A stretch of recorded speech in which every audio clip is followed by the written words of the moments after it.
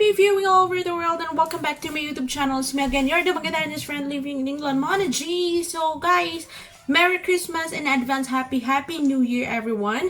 Ngayon guys ay papakita ko sa inyo yung aking prepare ng aming Christmas dinner. Dito kasi tinatawag ang dinner ng tanghalian, tapos tea time yung hapunan. So, papakita ko sa inyo guys kung ano yung aking lulutuin para sa aming tanghalian, Yung iba kasi dito guys is turkey yung niro-roast, pero since hindi naman ako ganun ka fan ng turkey, so roast chicken yung aking gagawin guys. So, roast chicken, tapos papakita ko sa iyo yung iba. So, nalinisan ko na siya.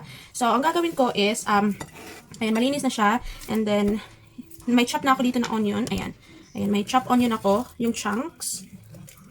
Ayan, lagay na natin dito. Tapos, may bawang din ako, tatanglos. Now, hindi ko na lang siya pinalatan. And then, tanglad. So, ilalagay lang natin siya inside. Madali lang guys. Super dali lang ito. And then, of course, lemon. So, slice ako ng lemon. Ayan. So, pasok din natin. Tapos, of course, ayan, lagyan natin ng magic sarap para mas namnam yung sarap ng ating roast chicken. Ayan. Okay. Tapos, wala akong gagamit lang ako ng mixed herbs. Ayan. Gamit lang ako ng mixed herbs kasi wala akong fresh. Ayan, kahit isang dakot lang. So, ayan na. So, ito na yung itsura niya. Syempre, lagyan din natin ng asin. Yung ating chicken para mas namnam ang sarap. Ayan. Halo lang natin siya sa loob. Tapos, syempre, ang ground pepper. Ganito ako mag-roast chicken, guys. Kaya, ayan. Okay na. So, meron na sa loob lahat ng mga ingredients. So, napainit ko na yung oven, guys, ng 180 degrees. Ayan. So, kuha ako ng softened butter dito. Ilalagay ko dito. Tapos, maglalagay din ako ng ayan. Ihalo ko tong magic sarap tsaka konting salt and pepper. Ayan. So, ito na yung itsura niya, guys. Ito yung aking pinapahid sa manok sa labas. Ayan. Okay, so, di ba ditong chicken, kailangan mo siyang butasan dito. Hindi naman bubutasan itong sa skin niya para maging crispy at hindi siya dry. So, kailangan natin siyang lagyan. Ipasok ating mga daliri doon sa Ayan. Tapos dito, sa gilid-gilid, para maging moist at hindi dry yung ating chicken mamaya pag naluto. And then, medyo messy siya guys, pero try nyo guys. Masarap to. Okay, dito ako mag-roast chicken. So, ngayon, meron ako ditong tray. Dito, ilagay yung ating manok. Ayan, dyan. Ilalagay ko na siya sa oven, guys. For 1 hour and 30 minutes. Saan ko mag-steam ng broccoli.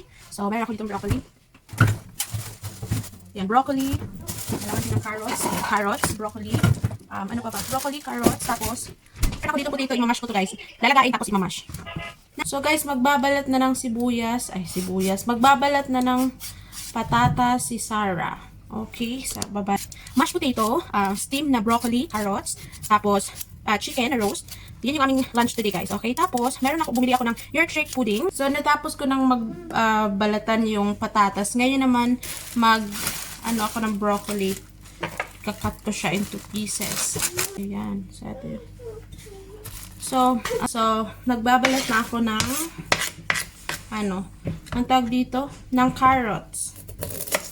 So, i-slice ko lang to ng konti, ng paano. Yung normal na slice lang. Wala nang etchos kasi. Guys, Merry Christmas sa inyong lahat. Sa Team Aswanger, shoutout nga pala sa ating pinuno na si Kenzo Kitchen Vlogs. And sa Team Organic Friends, saan pa ba? Sa Colopais Official. Meron akong carrots, meron akong carrots na hiniwa, meron na rin akong broccoli para steam. Okay, meron ako ditong parsnips na para siyang carrots pero white. Ayan, parsnips. Yan ako siya, i-roast ko to. Tapos, lalagyan ko siya ng konting honey.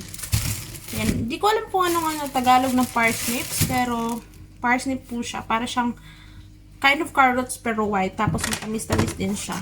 So, i-roast ko lang din to. So, maghiwa na ako ng guys. Ito.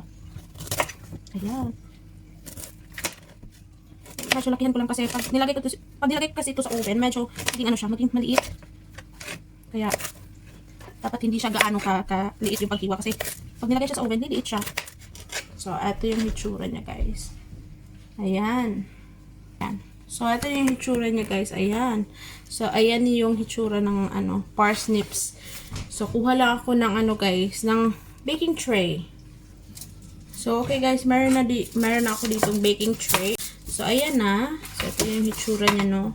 So, lagyan natin siya ng olive oil. Lagyan natin siya ng olive oil. Ayan, medyo konti pa.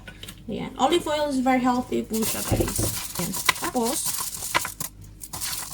okay, so of course, lagyan natin ng konting salt. Ayan, Himalayan salt. Tapos, seasonings. Lagyan din natin na siya ng konting black pepper. Ayan. Haluin lang natin. Haluin. Lumix lang natin siya ng very light. Okay. Tapos, lagyan ko siya ng konting honey. Ayan. May honey ako dito. So, lalagyan ko siya ng konting honey. Okay. Okay. Ganun lang siya kabalo. Ayan. So, okay na to, guys. So, lagay ko na siya sa oven. Sabad lang siya ng manok. Ganun. Kaya naman, ay hihiwain ko tong etong patatas. Ayan. Hihiwain ko siya ng ayan.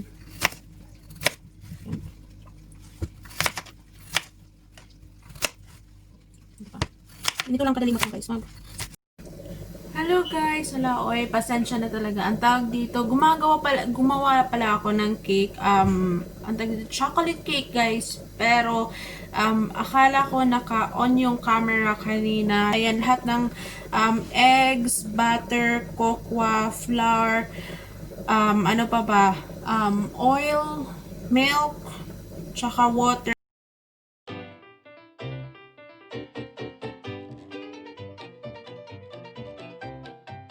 So, ito yung hitsura ng parsnips, guys.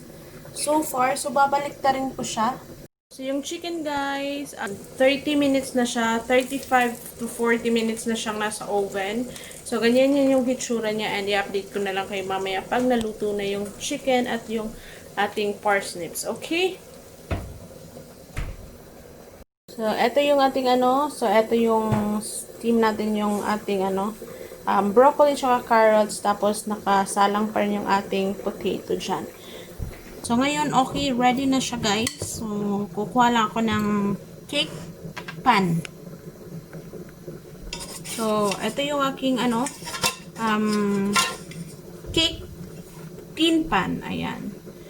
So, i-varnish ko lang siya ng, guys, ng butter. Babarin siya natin ng butter para hindi siya dumikit. Diba? Sa gilid. Yung iba kasi mantika yung nilalagay. So, ako naman, merong pang melted butter dito. Butter yung nilalagay ko. So, ayun. Tingnan natin.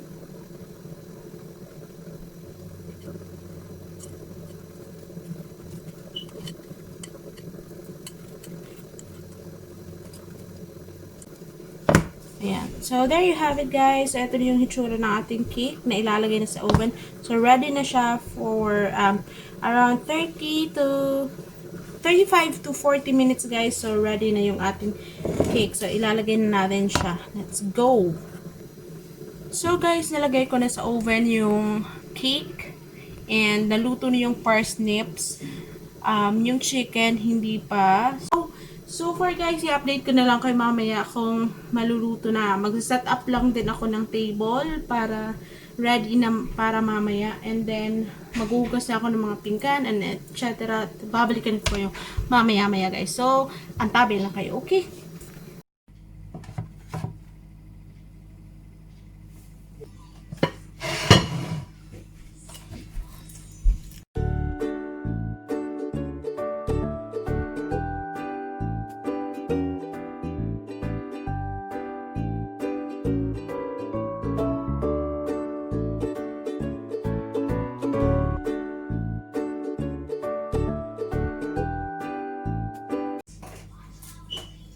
So, eto guys, yung Yorkshire pudding. Ayan. So,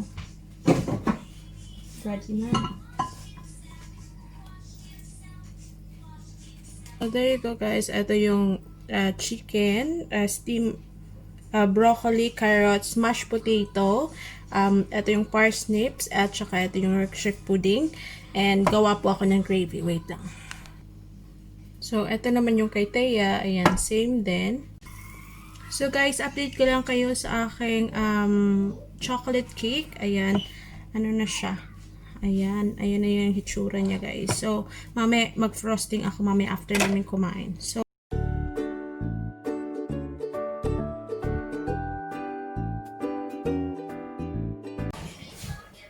we don't have air. How to select? You could probably get one of them. Put. Oops.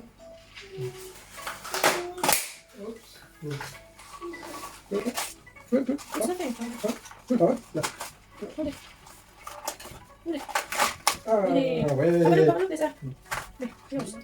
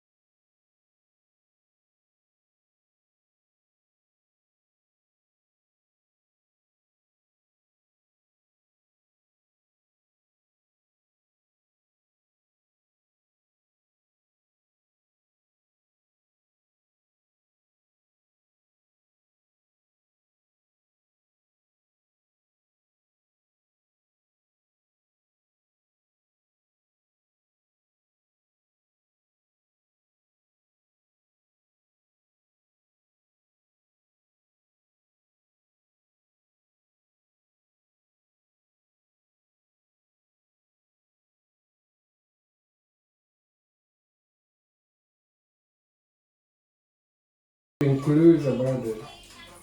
So, tapos lang namin kumain, guys, and yung asawa ko and si Thea is nandun na sa taas, natutulog na. So, ngayon naman ay gagawin ko na yung pagpa-frosting ng aking cake kasi malamig na po siya and ano na siya, ayan, hinati ko na po siya sa dalawa. So, mayroon na ako ditong na-melt na chocolate, ayan.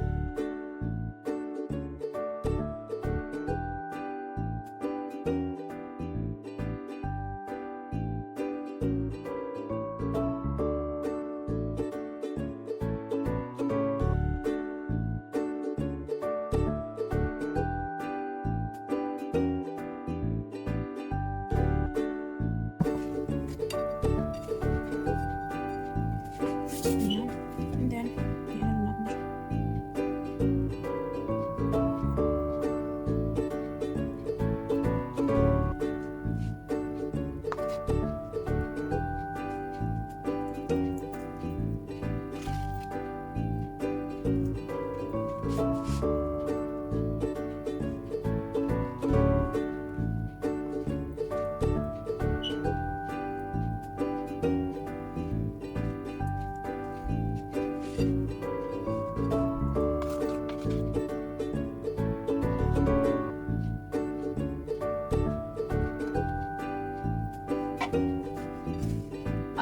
Eto na lang, very simple and ang sarap nito, guys. So, ayun lang.